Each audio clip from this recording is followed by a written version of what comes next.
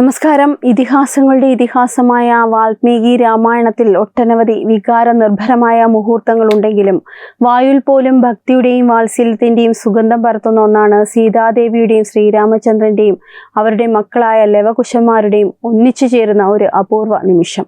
പ്രതിസന്ധികളെയും വേദനകളെയും ആത്മബലം കൊണ്ട് അതിജീവിച്ച മാതാവിൻ്റെയും ധർമ്മത്തിൻ്റെ രാജാവായ പിതാവിൻ്റെയും മക്കളുടെ ഒരു സംഗമം കേവലം ഒരു കുടുംബ ചരിത്രമല്ല, മറിച്ച് മനുഷ്യകുലത്തിന് നൽകുന്ന ഏറ്റവും വലിയ ആത്മീയ സന്ദേശം കൂടിയാണിത്. തൻ്റെ ജീവിതത്തിലെ ഏറ്റവും വലിയ അഗ്നി പരീക്ഷകൾക്ക് ശേഷം കാട്ടിൽ അഭയം തേടിയ സീതാദേവി തൻ്റെ ഇരട്ടക്കുട്ടികളായ ലവനെയും കുശനെയും ധീരരും സൽസ്വഭാവിയുമായി ആണ് വളർത്തിയത്. വാൽമീകി മഹർഷി അവർക്ക് വേദങ്ങളും ആയുധവിദ്യകളും രാമായണ കാവ്യവും പകർന്നു നൽകി. കാലം കടന്നുപോയി. ശ്രീരാമചന്ദ്രൻ അയോധ്യയിൽ അശ്വമേധയാഗം നടത്തുന്ന വേളയിൽ രാമായണ കഥ ലോകത്തിന് മുന്നിൽ പാടാനായി ലവകുശന്മാർ അയോധ്യയിലെ യാഗവേദിയിലെത്തി.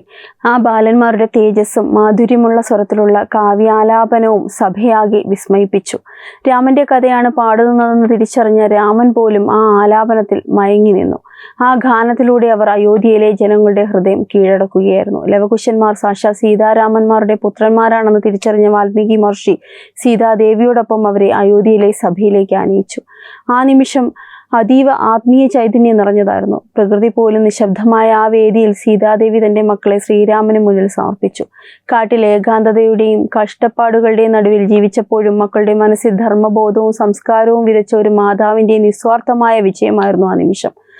സീതയും രാമനും മക്കളും ഒന്നിച്ചുള്ള ആ ഒരു ദൃശ്യം രാമായണത്തിലെ പരമമായ സത്യത്തെയാണ് ഓർമ്മിപ്പിക്കുന്നത്. ഭൗതികമായ സുഖലോലുപതകൾക്കപ്പുറം ആത്മാവിന്റെ ശുദ്ധിയും ത്യാഗവുമാണ് ആ ബന്ധങ്ങളുടെ അടിത്തറ.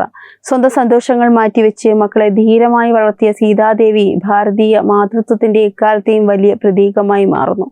എത്ര വലിയ പ്രതിസന്ധികൾ ഉണ്ടായാലും സത്യവും ധർമ്മവും കൈവിടാത്തവർക്കൊടുവിൽ കൂടിച്ചേരലിന്റെ ശാന്തി ലഭിക്കുമെന്ന സന്ദേശമാണ് ഈ കഥ നൽകുന്നത്. ഈ പുനഃസമാഗമം കേവലം ഒരു പൗരാണിക സംഭവമല്ല, മനുഷ്യന്റെ മനസ്സിൽ സ്നേഹത്തിന്റെയും ധർമ്മത്തിന്റെയും തിരിതെളിയിക്കുന്ന ഒരു ശാശ്വത ആത്മീയ പ്രകാശമാണ്. നന്ദി.